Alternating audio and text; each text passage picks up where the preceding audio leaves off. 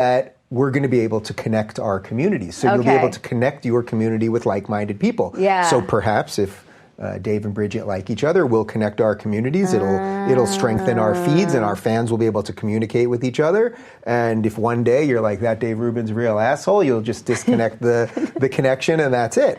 Yeah.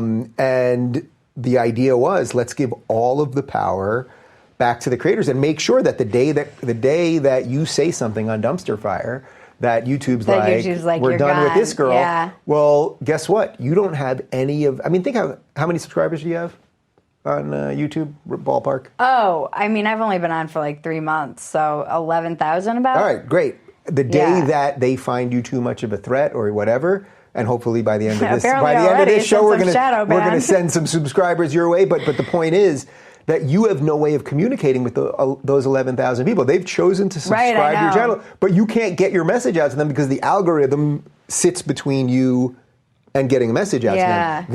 I wish I had my phone on me. You get actual push notifications on your phone. So I think we've built something pretty cool, and I'm very happy that you're part of it. I'm so excited. I'm excited. I was telling David that I cried when I saw... My David. Yes, your David. Yeah. That I cried when I saw just the because it's just Phetasy. So I made up the word Phetasy years ago and it means when reality becomes parody. Now in 2006, this didn't mean anything. And now it's like the culture has kind of caught up to the word. And then because social media was so new, I used it as my social media name because I didn't really trust social media, knew nothing about it. And I didn't, and I wanted to get the word out. Well, I inadvertently became the brand before my company did because my company went bankrupt because I was 27 and didn't have a business plan. I was going to make greeting cards. Again, trying to just be a voice for people I felt like didn't have a voice, which was like divorced people and people who had kids out of wedlock. And that's where I started, and then it took on a whole other life of its own, which is a crazy journey and probably the book I should write, because it's been. And then I saw it, just Phetasy back with the original logo, and I'm like, I never gave up on this. I have it on my phone. It's the test version, but it'll be and Phetasy was always meant to be a content creation. That's all I want. I wanted to be a production company. And like I said, I mean, I have scripted podcasts I want to make. I have locals only content that I want to put on, and I see locals now, or the Phetasy locals, as my hub where I get to do that and just keep expanding and collecting people as long as I'm allowed in the public forums. Yeah. But it's the home. I mean, what I'm trying to tell people is it's your digital home. Yeah. You do whatever you want in your digital home. You can't, our TOS, our terms of service, you can't break the laws of the United States across the board on locals. But beyond that, one of the cool things is you set the rules in your locals. Yeah. I set the rules in my locals. So if someone's just being purely evil in mine, I just don't want your money, and goodbye, bye. You're out. You may have a different policy related to what you're mine's pretty much the same. Yeah, and mine I wrote it in a kind of funny way. Yeah. And it's like, it's not that I have 3 strikes. It's just like, don't be a relentless dick. And if you just can't do that, then I literally don't want your money. Yeah. I mean, that's how I feel. I call it my gated community. Yeah, congratulations. The new institutions are being built. What do you think, though, because we're doing this as a subscription thing, about that maybe the day of the absolutely free internet being the main driving force of everything is kind of done? Because that's sort of what I'm feeling. Like, yes, I get it. I'm not leaving YouTube or Twitter, any of those things, for discovery. They're not free, though. But, well, they just stole your soul. But that's what I always say on Twitter. I'm like, Twitter takes your soul and all your information. Yeah. So one of the things I love about yours is that I take that stuff. I have no interest in selling information people give me to third parties. None. Yep. I don't like it when other places do that to me. I have no interest in that. If I shut down and die, it all dies with me. That's also very clearly written for my partners. Yeah. I don't want them taking it and selling it. And I think that I was saying as I was watching all of the past couple of years, the debates and the siloing of public and private opinion is happening anyway. And I was saying everyone's going to end up going back to their domain names. Mm-hmm. Everybody left their domain names to go into these, social media places. And now everyone's going to start kind of reverting back to those places, their homes. their home pages. Do you think that that's part of the problem? But you found a way to link them all and be social. So it's the future. It's amazing. I'm psyched about what we did. No, it's amazing. When you guys showed me the demo, I was like, I got in the car with cousin Maggie and was like, this is the future. Because it's social media meets, content creation. It's like Patreon meets Twitter a little bit. Yeah. And it scrolls and it's sexy. It's just, I'm so excited. Well, it's also like, I wanted to, everyone that comes in, this is my house, and everyone that comes in here, I always repeat the story, but like Tucker Carlson, who's the #1 guy in cable news, who probably makes $15 million a year or something insane. He literally opened up the door to my garage, and I don't know if he would want me fully saying what he said, but he basically said, holy fucking shit, you did it right. Yeah. Meaning I'm free, I built this thing, and I feel like I've now done enough to now give the tools to some other people to do those things. And if you leave Locals, congratulations, it's all your data. We don't keep it. We keep the @handle just in case someone wants to stay on another local, but we don't keep that data. You can go do whatever you want with it and all that good stuff. Yeah, it's exciting. I just love it's in line with my principles of free speech and free markets and being an independent content creator. And I do think, like you were saying, that the future, right now it's subscriber and my kind of entry level might be a little bit higher than I'd like, just because that's for my own ability.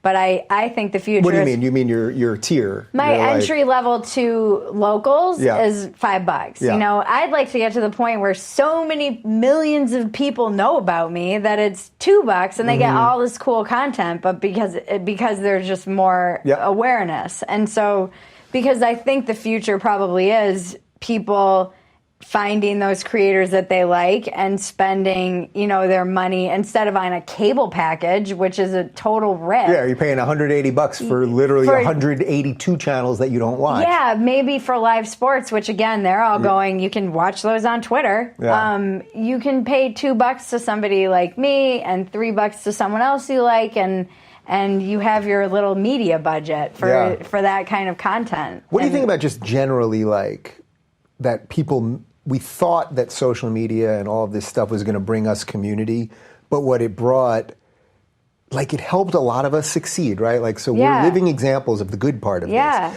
But that what it also brought was a certain amount of endless anxiety, and the sky is falling and everything's horrible and everyone hates each other. And you said it before, but then you can close your computer and it's fine. And that's what I wanted to bridge. That was the divide I wanted to bridge between like the good stuff that's online and then also figure out some real world stuff. So like I was in San Francisco. I would never tweet where I am because God only knows who's going to show up. But I did put it on my local knowing that these are paying people. And about 20 people showed up within a half hour in San Francisco, and we all had drinks, and it was awesome. And it was like, that's why you do kind of have to like make it cost prohibitive to keep the riffraff out. Yeah, and look, there's no perfect system, right? There's no perfect system because someone might pay you to do all that. To just troll you, They might, but then it's up to you. Then either you take their money or you don't. Well, but it's up to you. You make a good point about the community. One of the things I've seen, I fostered a kind of community in Patreon, and when I was going through hard times this year, there were a couple, the community showed up for me in a way, and I watched them show up for each other when somebody said they were depressed, and they felt safe in that community because there weren't all of these onlookers. And I have been introduced to people, like so many people. I joke that my podcast should be called All My Friends Are From Twitter, because I've made so many friends and been exposed to so many ideas, and I have my ideas challenged, and I don't think that I see so much good in it, and I feel so grateful to live in America. I just am and again, this is a lot of recovery. Pretty awesome, lady. It's also just, I wake up, I'm like, I'm so lucky. I feel very lucky for the most part, and I do want to help other people, and I see how crazy everyone's going. So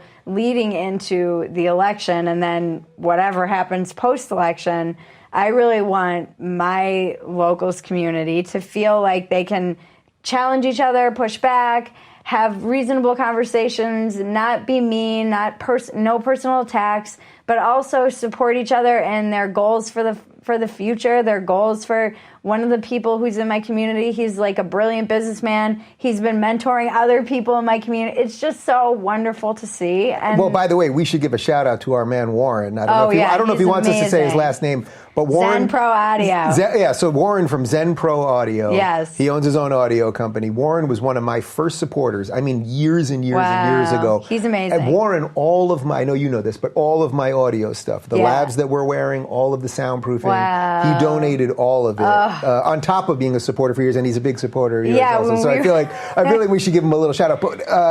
But related to community and all that, do you think that what people will say? Oh, but Dave, you're gonna just silo yourself, right? And then you're gonna it's your safe space.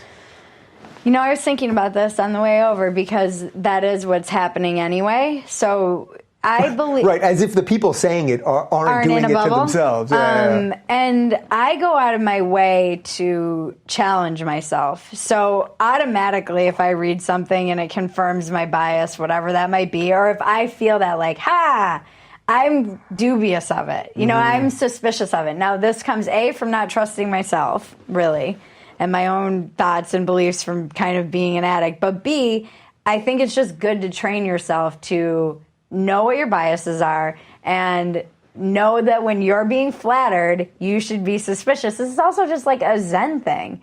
And it's our responsibility. You know, we had this discussion the other day, and it was a really good question.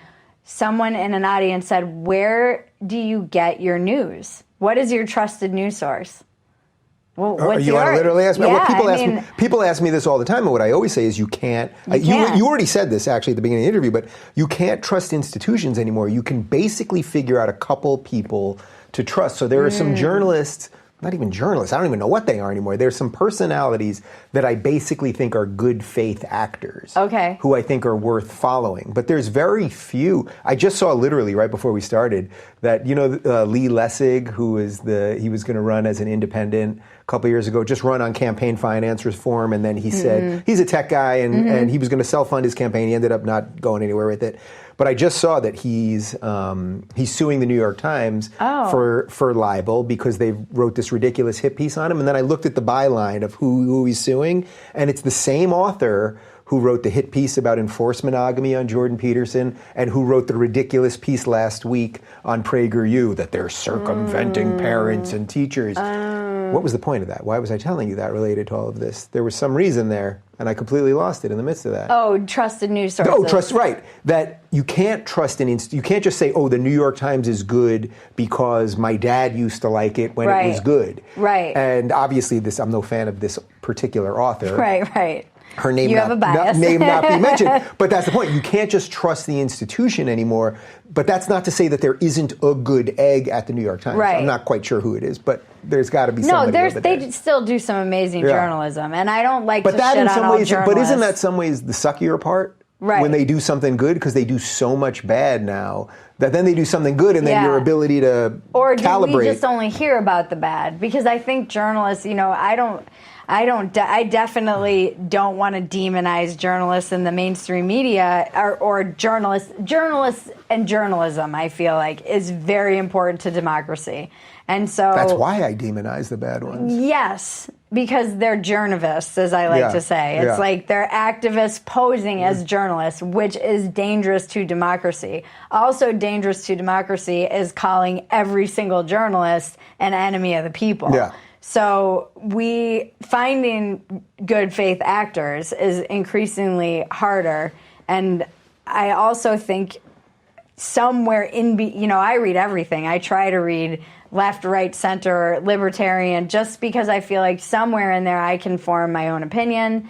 And I've become like a psycho about, okay, I'll read this headline. What's my gut instinct? That's interesting. Mm-hmm. Read the article. Oh, that quote's completely taken out of context. Yep. All right, let's read the study. Oh, who made the study? But I have time to do that. Yeah. Most people don't have time, nor the even desire. They just see the headline. It confirms what they believe, and they're like, yeah. So does that put more pressure on you in a way? Because I feel that, too, is that, like, because life seems to be getting faster. The digital age is making information consumption faster. People are living in worlds where you can get your food delivered at the same time as you're doing this, and you're watching this, and and you're on your Peloton, and you're doing